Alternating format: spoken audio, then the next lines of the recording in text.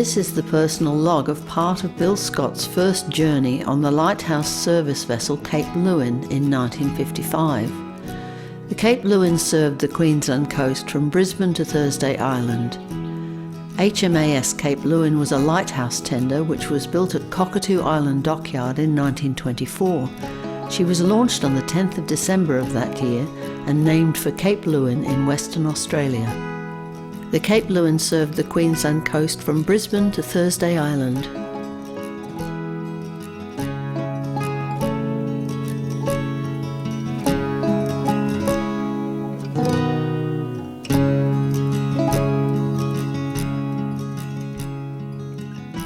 Saturday, May 14th. We left Moreton at midnight to arrive at Double Island Point at 0700 hours. We did 2 trips ashore in the Duck in a very big swell.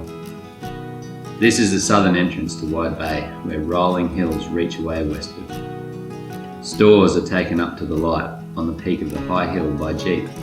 The hills are covered sparsely with wind-twisted trees, mainly acacia and banksia. We sail for Breaksea Spit tonight. DUKW, also called Duck, was a 2.5-ton 6-wheel amphibious truck used in World War II by the US Army and Marine Corps. Its primary purpose was to ferry ammunition, supplies and equipment from supply ships in transport areas offshore to supply dumps and fighting units at the beach. The name DUKW comes from General Motors Corporation model nomenclature. D, designed in 1942, U, utility, K, all-wheel drive, W, dual rear axles.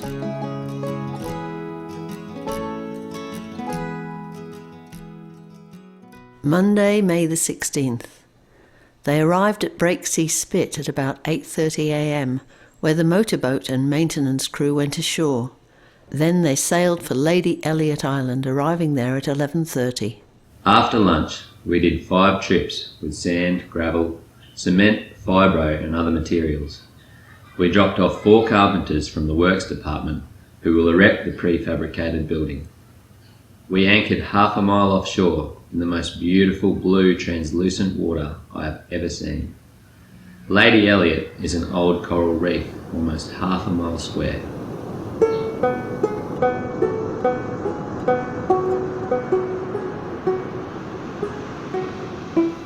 The swell died to some extent, and we stopped rolling for the first time since sailing from Brisbane. The highest point on the island would only be 15 feet above sea level.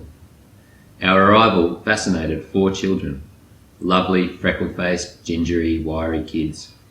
The littlest, about 2, peeped shyly out of a window at us and wouldn't come out at all.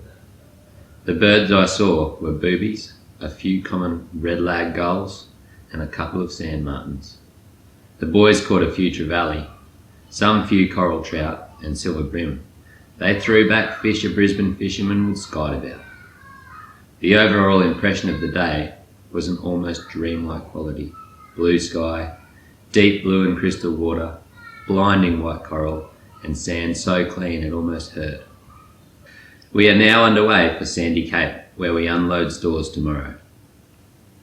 As the sullen night gave way to light, upon the starboard hand was twisted crook-neck's straining shape and sleepy blinks from Sandy Cape in the dim blue cloud of land, the dim blue cloud of land.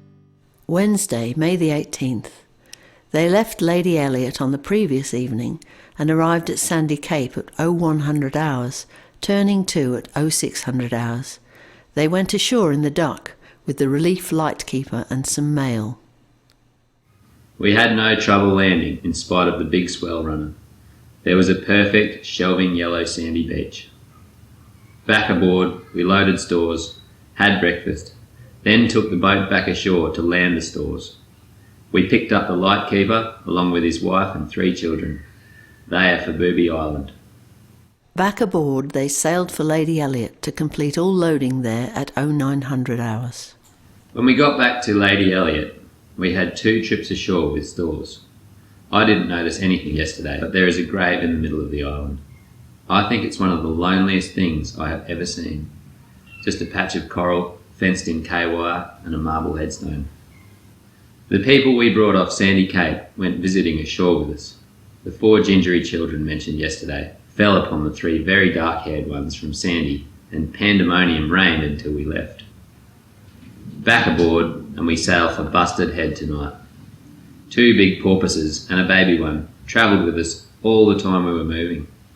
A big shark has been seen cruising around all Arvo, and ate a sandshoe I threw overboard. With that blade keen wind to hurl us on, and the rain squalls fleet before, out to the east by Bustard Head, in the searching splash of a seeking lead, and south on a grim lee shore, south on a grim lee shore. Thursday, May the 19th. They anchored at Bustard Head at 0600 hours and landed the stores in Pancake Creek under the lee of the point, which was about 700 feet high. Old lava flows go right to the water's edge. The bottom is shallow and rocky, and there were millions of sandflies. We got back aboard at 0800 and steamed to Gladstone, where we dropped the Duck and a party at the entrance to Gladstone Harbour. It's a magnificent harbour, wasted as a 4th-rate port. The launch went away with mail and our passengers went too. I remained aboard at the congenial job of making a rope ladder.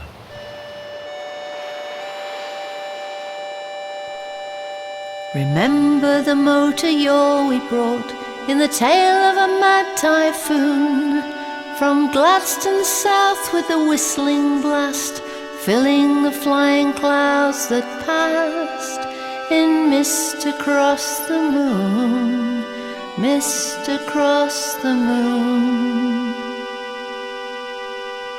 By 3:45 the launch was inboard and they were away again. They picked up the Duck at 4:30. The boys had a nice bush picnic while attending the light at the south entrance. Today I overheard the following exchange. Fred said, "You better see a tonsorial artist while you're ashore." To which Bob replied, "There's nothing wrong with me bloody tonsils." We are steaming to Sea Hill, which is the pilot station for Fitzroy River and Rockhampton.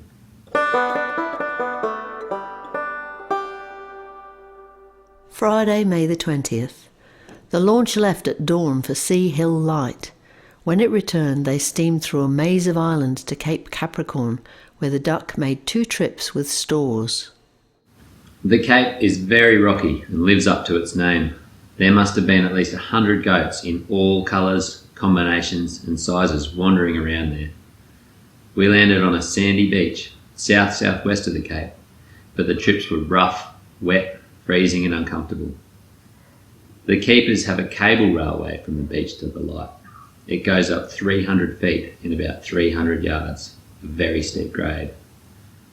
After landing the stores, we proceeded to North Reef, and the anchor is now rumbling out at 1800 hours. This is the northernmost light of the Bunker group of islands, the last light for 100 miles. Tomorrow, we sail for Heron Island to land the stores for the Barrier Reef research scientists there.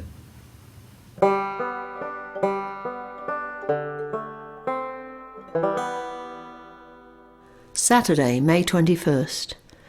They landed stores in the Duck at 0600 hours. North Reef living quarters are built around the base of the lighthouse. There's 3 men there, no females. There's a sign on the beach cut in whalebone plate. North Reef Atoll, no beer atoll, no women atoll, nothing atoll.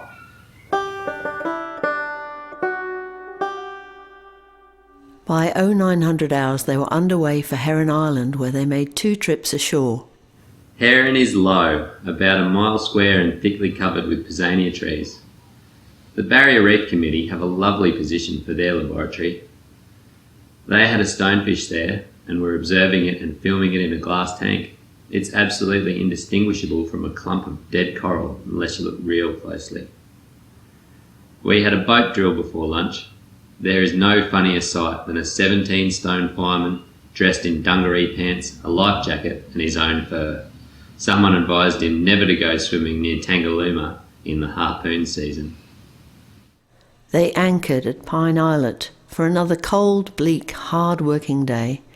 The new derrick was completely installed and they planned to unload stores in the launch the next morning. The parrot we've got on board isn't talking yet, but when I go and whistle to him and talk to him, he comes to the end of his perch, then he puts his old grey head against the wire for me to scratch the tickly places on top of his feathery head.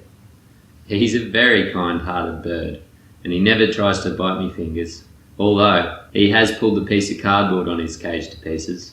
It was a label showing the name of his owner and his address. It's just as well we still know where he's going.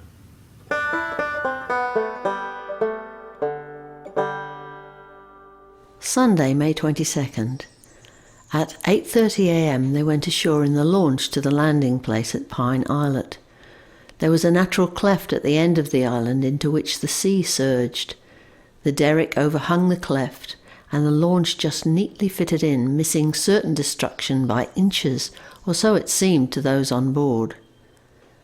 The new derrick, about 25 feet high, lifted the stores out of the launch and pivoted them around onto the landing platform behind. They finished this task at 1300 hours.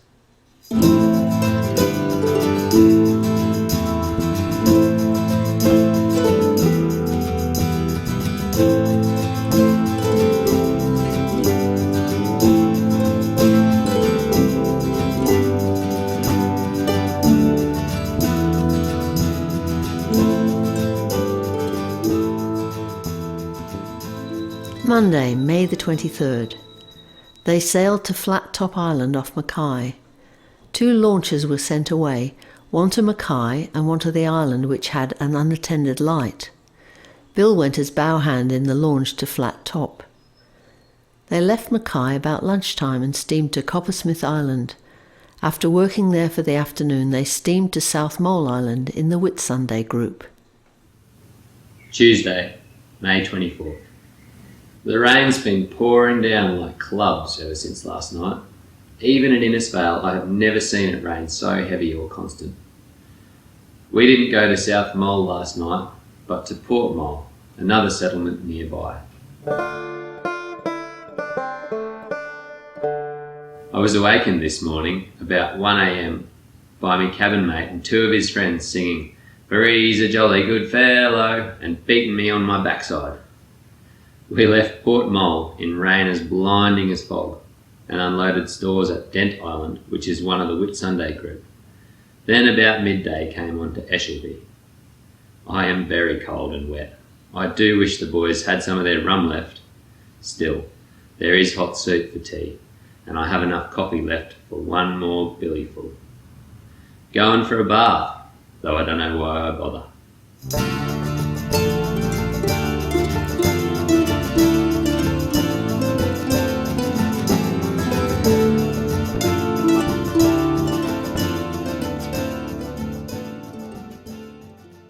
Wednesday, May the 25th. After steaming all night, they were off Cape Bowling Green at daylight. The duck went ashore. Hey, rain! The heavens have opened their scuppers. The duck got back at 9:30, and we upped and off to Cape Cleveland, right at Townsville. Here we spent 5 of the most miserable hours of our lives, unloading a house full of furniture and 18 enormous cylinders of gas for the light. This had to be hauled up to the top of a 200-foot slope by Flying Fox, 2 cylinders at a time.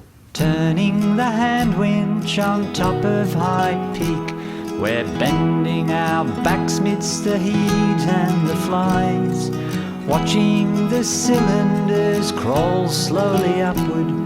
We wind with the sweat running into our eyes. There was quite a sea running, so it was exciting getting stuff into the duck from the ship. 1 minute, we're nearly being surfed onto the ship. The next minute, we're nearly being surfed onto the forecastle. And the next, we could have picked the barnacles off the hull. The duck is a wonderful surf boat. We are tied up in Townsville, and I'm gangway watchman until midnight. And it's still raining, like the hammers of doom. Thursday, May the 26th. They anchored for the night at Bay Rock, just outside Townsville, and spent a miserable morning with the rain still pelting down. In the afternoon they recharged the unattended light at Bay Rock with gas. They went back aboard on calm seas and under a blue sky in the late afternoon. This was a delicately beautiful spot, with a view of Magnetic Island and the mainland, with the ranges coming down to the coast, all tangled rock and scrub. Townsville, with Castle Rock, was faint on the horizon. Friday, May 27th. White Rock. It's a startling piece of God's architecture, flunk in the middle of nowhere. There's an unattended light at the top, about 150 feet straight up. It's fueled each year with 42 cylinders of acetylene gas, each of which weighs about 160 pounds. The old ones have to come down. Now, to get these cylinders to the light, they're slung out of the ship 2 at a time into a motorboat. 6 is a load. The motor heaves its way to the rock and is tethered in a little inlet, very like the one at Pine Islet, but a quarter the size. From here, they're winched by hand, 1 at a time, up to a height of about 75 feet to an overhanging derrick that swings them up to the loading platform, whence they are manhandled onto a trolley, which is winched by hand up a railway line to the light. Then we scull drag them into position and the 2 empties go down the same way. It's a bloody painful business, but there's no other way to do it. Before lunch, it was too rough to get the launch in, so we only got about 30 up and down by knock-off time. For a lighthouse needs fuel for the landhouse to flash. It's right on the peak and it couldn't be higher. So we're winding the hand winch on top of High Peak, while the cylinders creep up the Flying Fox wire. Saturday, May the 28th. They finished charging White Rock by lunchtime, then moved off to Cardwell, a very pretty spot, and then to Barnards Light, only a few miles from Flying Fish Point. Sunday, May 29th. The inspection at Barnards took only 2 hours. Then we're off again at 0900 up that familiar stretch of coast. Marillion Harbour, Eddy Bay, bare-gullied hills behind Boggins stand out very clearly from the sea. Then Baldy Patch and the river mouth to the north. Mount Annie looking small with Bellenden Kerr behind it, and the long ridge running down to the end in a jumble of houses at the point. Then we were on to Russell Island for our inspection. Now at 1500 hours, we are on our way to Cairns, where we will stay until Wednesday, then go to Willis Island.